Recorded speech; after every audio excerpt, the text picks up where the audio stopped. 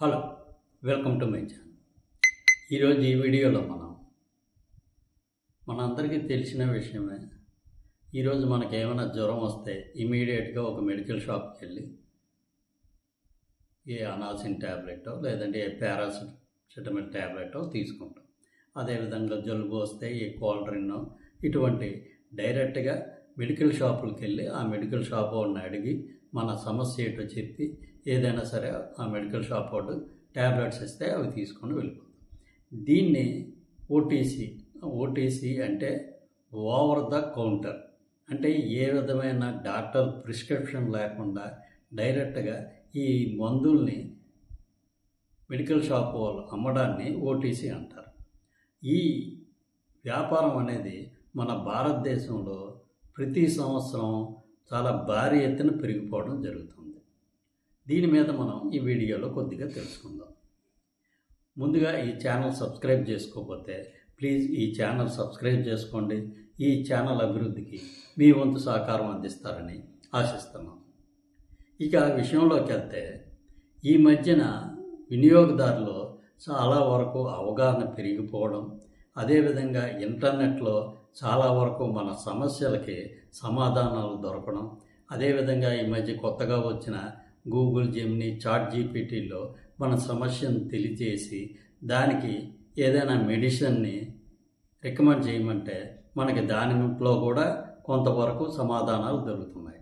దీనితో ఈ వినియోగదారులు చాలా వరకు డాక్టర్ దగ్గరికి వెళ్లకుండా వాళ్ళు సొంత వైద్యాలు చేసుకొని, అంటే చిన్న చిన్న ఇబ్బందులకి జ్వరం వచ్చింది, దగ్గు వచ్చింది, లేకపోతే జలుబు వచ్చింది, ఏ కడుపు నొప్పి వచ్చింది, అరగట్లేదు, ఇలాంటి చిన్న చిన్న సమస్యలకి డాక్టర్ దగ్గరికి వెళ్ళడం అనేది చాలా వరకు ప్రజలు మానుకున్నారు.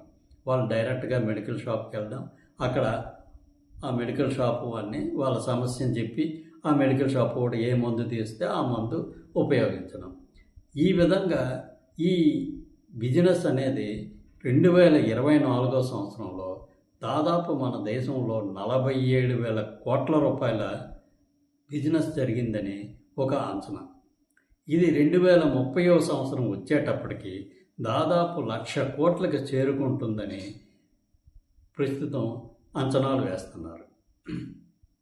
అంటే ఈరోజు ఈ ఓటీసీ అనేది ఎంతగా బలపడుతుందంటే చాలా వరకు ఈ హాస్పిటల్కి వెళ్ళి అక్కడ లైన్లో నిలబడి డాక్టర్ దగ్గరికి వెళ్ళి అది చాలా ఖర్చుతో కూడుకున్న పని. అదేవిధంగా చాలా సమయం కూడా మనం ఖర్చు చేయాల్సిన అవసరం ఉంటుంది. ఇదైతే డైరెక్ట్గా మెడికల్ షాప్కి వెళ్తాము, మందు ఏదో తీసుకుంటాము, ఒక 2-3 రోజులు చూసి తగ్గకపోతే అప్పుడే డాక్టర్ దగ్గరికి వెళ్ళడం జరుగుతుంది. ఎక్కువగా దీనికి సంబంధించి ఈ విటమిన్ సప్లిమెంట్స్, అదేవిధంగా ఈ పెయిన్ కిల్లర్స్, ఈ చిన్న చిన్న జ్వరానికి వచ్చే డబ్బులు, అదేవిధంగా జీర్ణ సంబంధమైన సమస్యలకి, ఇటువంటి వాటి అన్నిటికి కూడా ఓవర్ ద కౌంటరే మందులు తీసుకోవడానికి ప్రజలు పూర్తిగా అలవాటు పడిపోతున్నారు. ఇది ప్రతి సంవత్సరం విపరీతంగా పెరుగుతూ పోతుంది. ఇది 2030 వచ్చేటప్పటికి 1,00,000 కోట్ల రూపాయల మార్కెట్గా తయారయ్యే పరిస్థితి ప్రస్తుతం ఉన్నది. చూద్దాం భవిష్యత్తులో ఇది ఏ విధంగా ప్రజలకు ఉపయోగకరంగా ఉంటుంది. దీని మీద ఏమైనా ప్రభుత్వాలు నిర్ణయాలు తీసుకుంటాయా?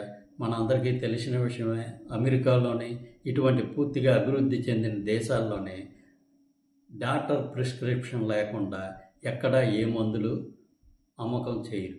కానీ మన దేశంలో ఆ పరిస్థితి లేదు. మరి భవిష్యత్తులో ఎలా ఉంటుందనేది మనం చూద్దాం. Thank you. ఈ వీడియో నచ్చినట్లయితే ఈ ఛానల్ సబ్స్క్రైబ్ చేసుకోండి. Thank you very much.